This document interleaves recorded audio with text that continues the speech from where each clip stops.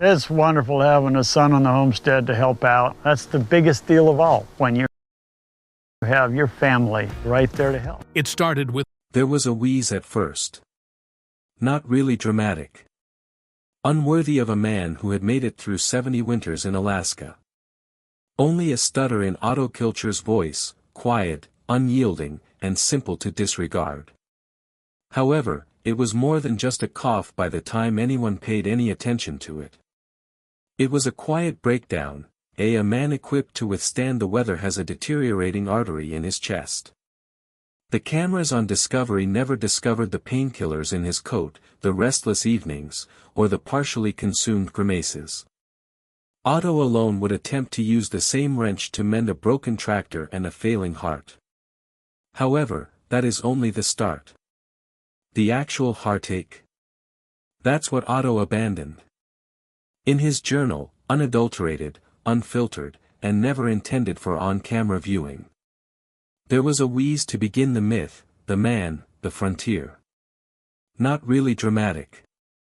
Unworthy of a man who has made it through 70 Alaskan winters. Only a stutter in Otto Kilcher's voice when he believed no one was paying attention. However, when he eventually allowed someone to have a close look, it was no longer only a cough. A slow-motion collapse occurred, with an artery ticking like a man who could outstubborn a snowstorm would have a time bomb inside his chest. And this is the section where you weren't told by the show. Scenes of Otto welding in the snow or resolving cattle were shown on Discovery.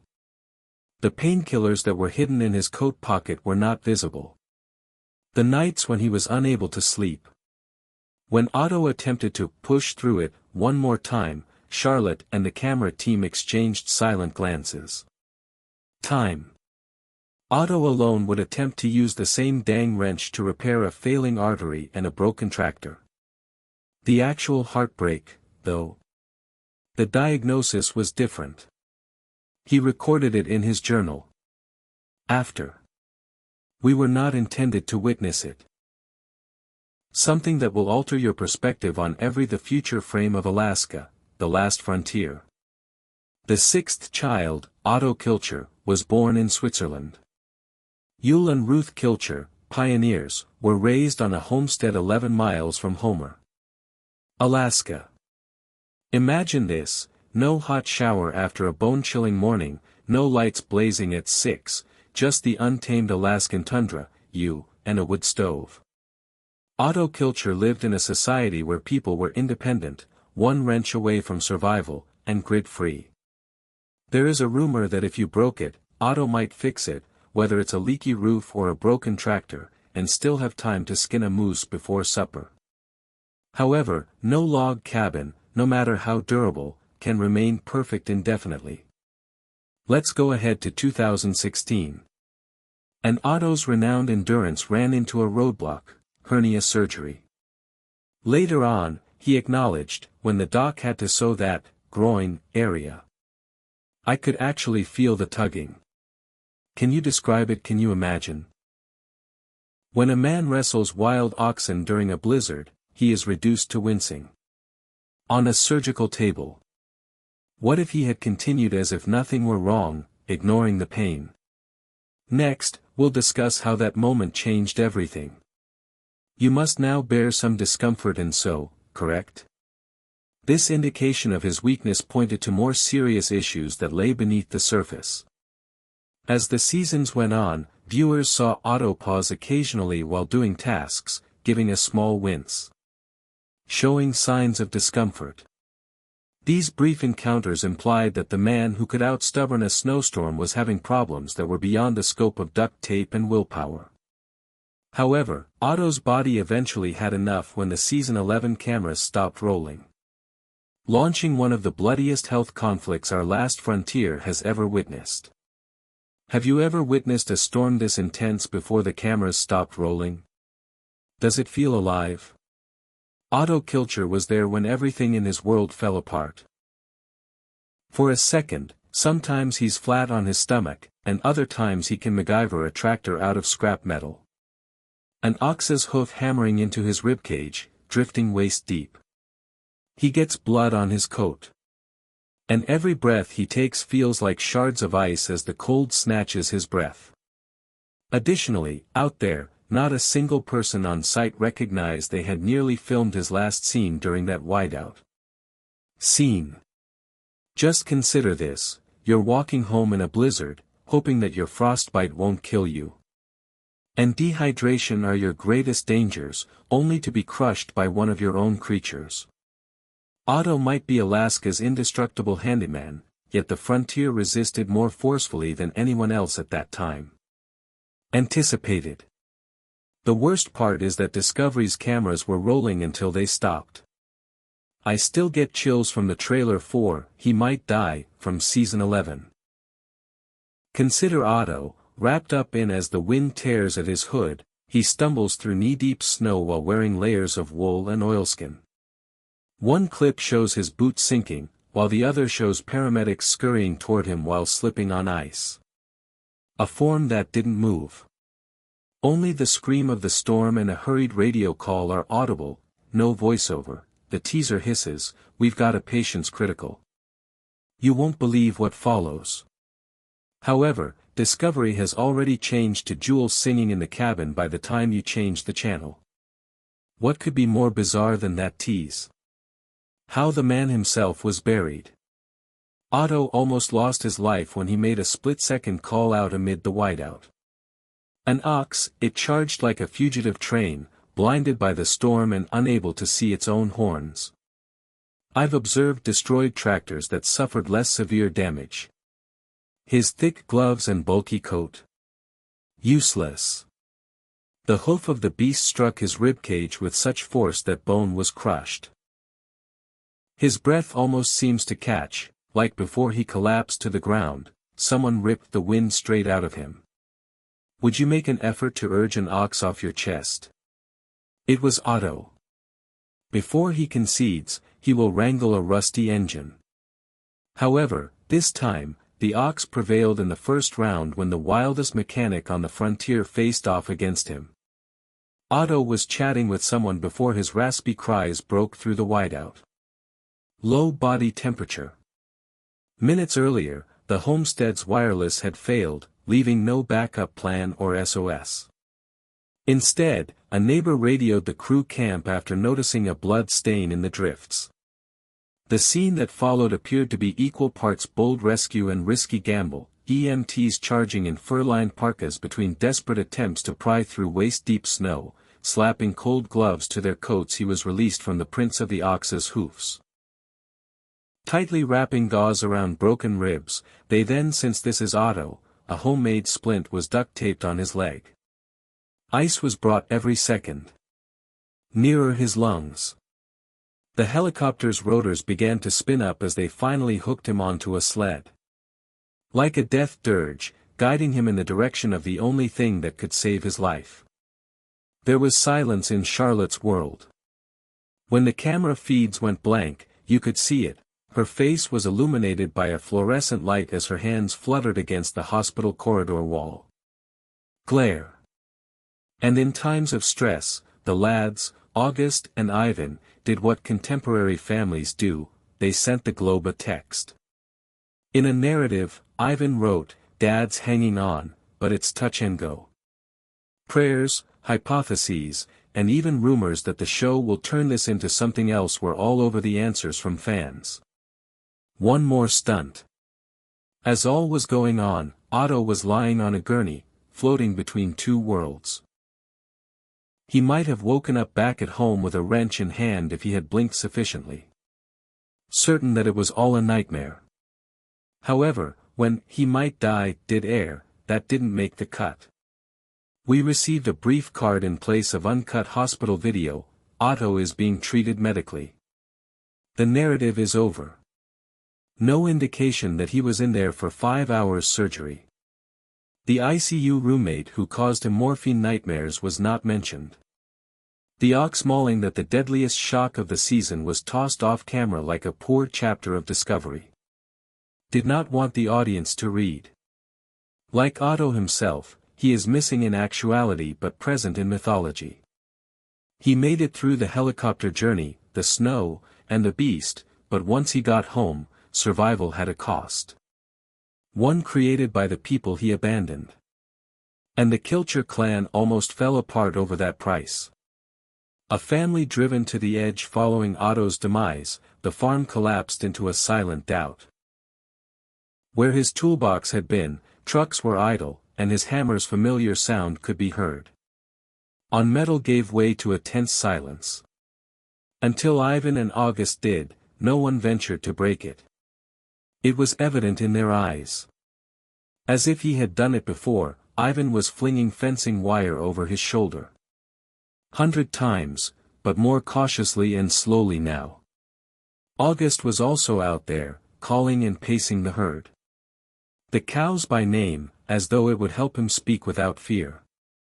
And indeed, fear was the cause. "You could," the murmured, non-irate Ivan said, "Dad would have had this herd through the pass by noon." Simply terrified. On the homestead, this was not your typical day.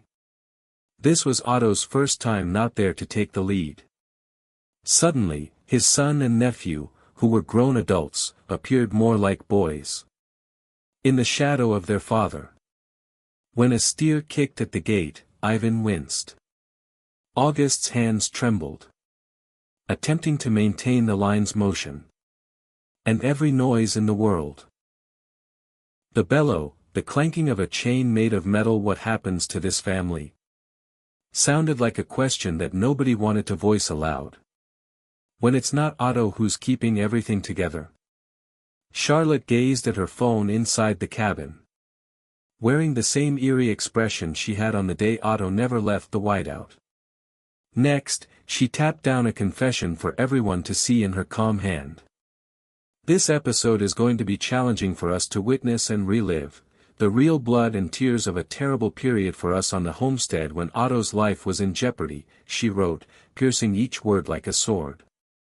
Through the glossy exterior of the Discovery Channel. It was raw without any filters or delicate fade-ins. The truth. Beyond the writing, you could hear her voice breaking and sense the weight of each blood and tear. It wasn't a promotion, but rather an appeal for empathy and an uncommon acknowledgement that the tough-as-nails matriarch was beginning to show signs of weakness. The true drama, however, took place behind closed doors. Despite jubilant captions like, "Kilcher clan keeps going," and happy expressions, viewers heard whispering on another story was shared on Reddit. R/television fans conjectured that Ivan and August weren't simply they were fighting over camera time, each determined to demonstrate his ability to swap wrenches. Manage the homestead by yourself. A comment that read, "It feels staged," as though the producers panned the camera at anyone last. He swallowed his pride. Another claimed to have heard rustling microphones recording clipped exchanges that disappeared before the final cut, such as, "I can do cattle drives without Otto's play-by-play." An intimate family conflict became a spectator sport as a result of these rumors, which spread like wildfire. Coffee shops and general stores in Homer were forced to expose their doors to the midday sun. But voices leaned low inside. One of the neighbors stirred and inquired, "Did you hear Charlotte's post? Cream into a cup that has chipped." Across town, a little online petition said, "She's been through hell twice over," collected signatures pleading for Discovery to protect the Kilcher's privacy while Otto heals. Residents sent each other updates via text, ambulances, confused airstrip flurries, and worried faces in windows of an emergency room. Even those who were unfamiliar with Otto felt as though they had lost a buddy. When your popular reality show is set in a tiny village, and television and real life blend together until it's impossible to distinguish where the two start and finish. The producers had to navigate walking a tightrope. Otto's labored breathing did, on the one hand, increase ratings. However, accusations of exploitation were raised by Charlotte's near breakdown. So they fumbled. Cameras backed off as Charlotte started crying into her hands, then quickly swept back, now concentrating on a broken milking machine is the subject of August's jokes. Audio clips from Otto's hospital room leaked. His cough echoed like a warning trumpet as he entered the trailer, but Charlotte's Instagram plea was not heard.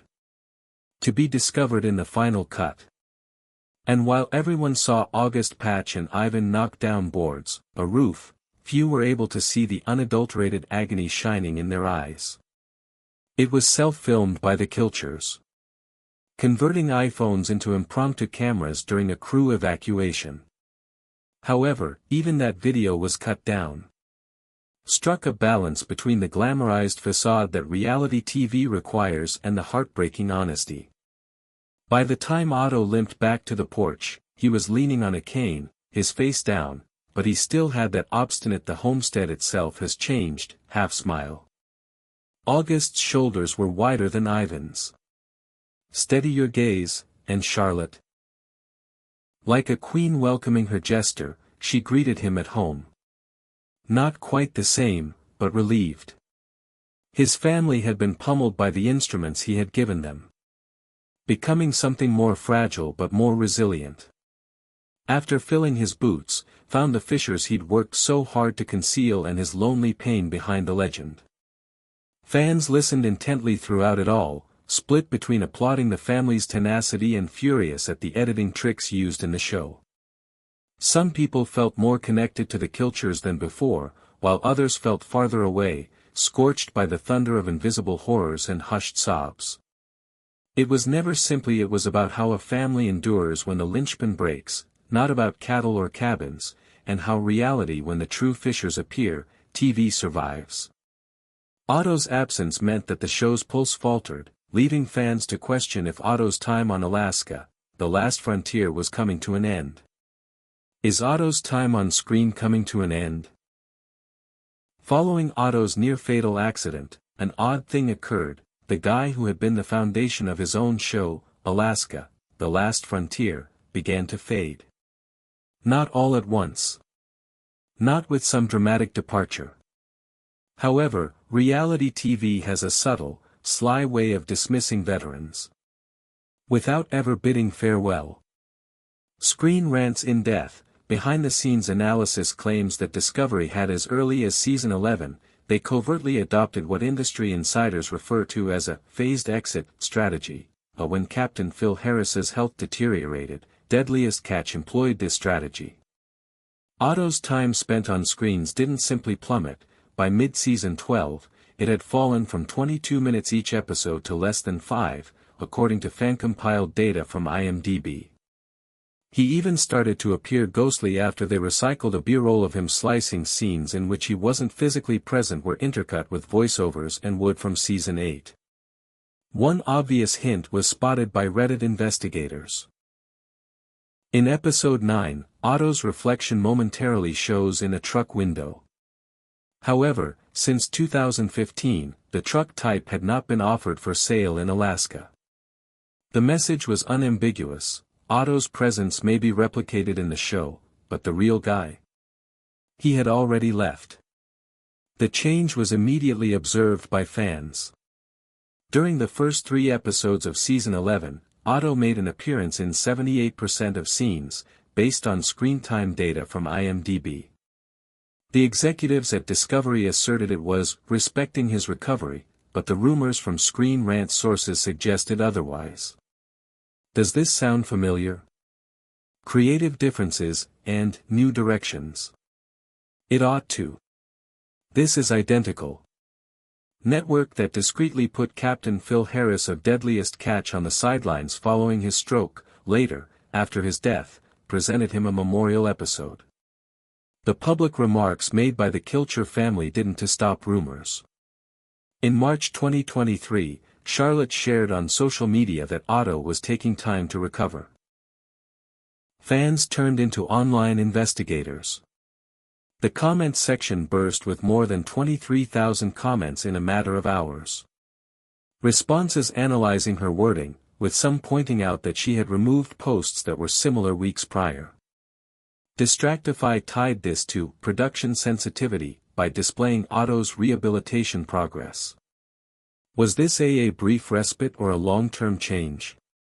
Reddit discussions erupted with side-by-side contrasts of Charlotte was obsessed with her change from "will rebuild" in her captions before and after the disaster, to ambiguous spiritual sayings regarding release. Atsa's interview with Outdoor Life sparked additional inquiries. Then responses. At a Father's Day event intended to honor the family heritage, he veered off course with unexpected succinctness. "Dad's always been his own guy, whether that still applies to the program, who knows?" A statement that coincided with the production pause of season 12. Otto's sparse rumors were stoked by cameos. Astute viewers saw only 47 seconds of fresh video. Primarily rehashed audio over a B-roll of his deserted workshop in episodes 4 to 6.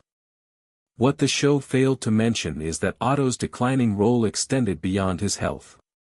The behind-the-scenes exposé by Screen Rant claims that Discovery had been covertly testing responses from viewers to a next-generation Kilcher story since Season 9. A 2021 production leak. Producers are monitoring Ivan's social media activity 3 times more than Otto's, according to notes. With less than 35 watchers. A Reddit thread uncovered previous casting requests for younger, vibrant Kilcher-adjacent talent, stoking speculation about an impending generational change even before Otto's mishap. Tutorials on homesteading by Ivan. The wildlife portions in August. They weren't natural. They were auditions for storylines. According to insiders, Discovery even conducted focus groups to compare Otto's gruff charm to the relatable dad atmosphere of Ivan. According to an unnamed insider who spoke to Screen Rant, Otto's injury forced their hand, but the brass wanted a smoother transition. All of Otto's accident accelerated a well-thought-out transition plan that was directly lifted from Discovery's playbook, similar to how, after 2010, Deadliest Catch turned its attention from Phil Harris to his sons. Can Alaska, the last frontier, however, endure without its irascible heart? The figures are honest. Anticipated as Otto's return, Season 11's debut attracted 2.1 million viewers, a record that Discovery probably a celebration. However, by the middle of the season, Otto's screen time had diminished to merely fleeting appearances. According to IMDb's scene-by-scene analysis, ratings for the 7th minute of episode 6 fell 23.8% to 1.6 million. Monitoring. For comparison, the drop in Deadliest Catch following Captain Phil's death, and admirers took notice.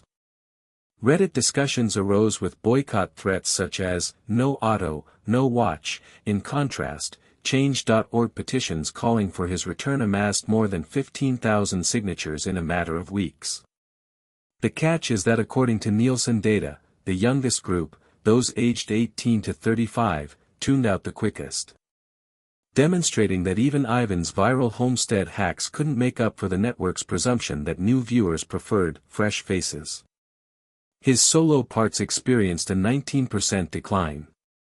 In comparison to Otto's rough tractor repairs on social media. According to a YouTube remark, "I don't care about perfect. I care about Otto muttering at a frozen engine for 20 minutes." Behind the scenes, the show's identity conflict grew more intense. According to Screen Rant sources, producers hastily re-edit episodes, inserting vintage Otto voiceovers.